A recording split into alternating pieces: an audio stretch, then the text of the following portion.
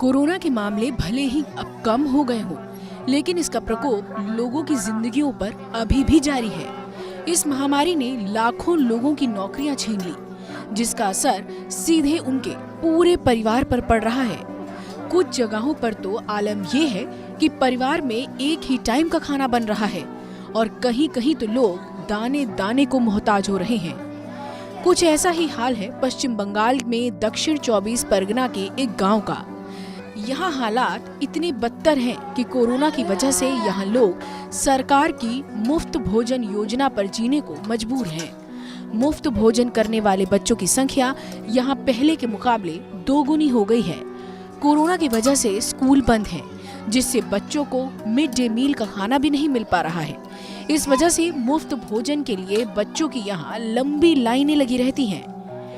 Global hunger index 2020 की report के मुताबिक भारत 107 देशों की लिस्ट में 94 नंबर पर है। देश में कुपोषण की इस स्थिति के बीच किसी गांव से ऐसी तस्वीर आना बेहद ही चिंताजनक बात है। जिंदगी की इस जद्दोजहद के बीच कुछ संस्थाएं हैं जो इन मजबूर लोगों की मदद करने के लिए लगातार काम कर रही हैं। विश्व में कुपोषण की संख्या बढ़ती चली जा रही है और इसकी चुनौती भी उतनी ही ज्यादा कई गुना है, लेकिन कोविड की वजह से इसमें एक नया आयाम यानी कि एक नई संख्या तय हो गई है।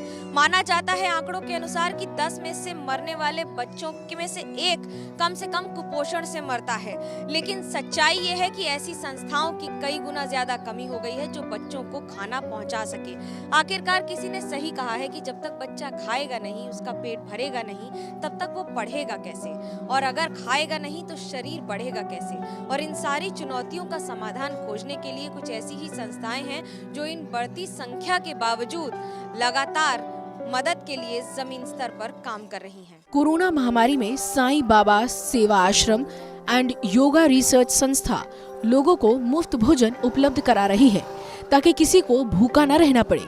एबीपी न्यूज से बातचीत में संस्था के सदस्य इंद्रजीत बलोतिया ने बताया कि कैसे वो इन मजबूर लोगों की मदद कर रहे हैं। ये प्रोजेक्ट शुरू हुआ था 7 साल पहले और we have almost completed 8 lakh meals in the last 7 years.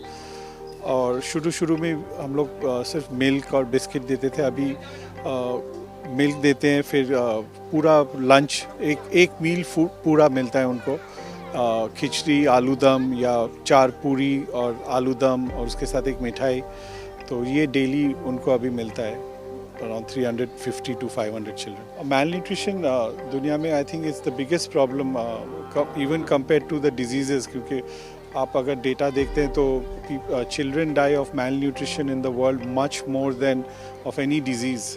And hunger is a serious problem. और हमारा यही सोच है कि बच्चों को खाना पहले देना चाहिए, फिर पढ़ाई करेगा या लाइफ में कुछ करेगा। अगर पेट भरती नहीं है, अगर भूख है, तो वो कैसे पढ़ाई करेगा या कुछ भी करेगा। So first the most important thing is nutrition for children. राष्ट्रीय परिवार स्वास्थ्य सर्वेक्षण 2019 से 20 के मुताबिक पश्चिम बंगाल में 32.2% बच्चों का वजन कम है।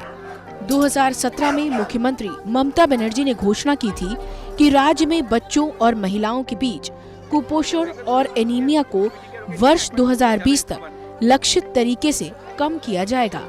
इसके लिए पश्चिम बंगाल सरकार ने राज्य स्तरीय पोषण मिशन भी शुरू किया है।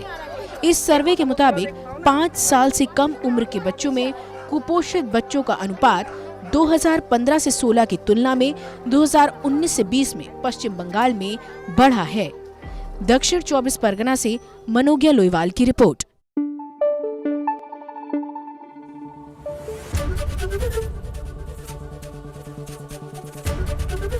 एबीपी न्यूज आपको रखे आगे।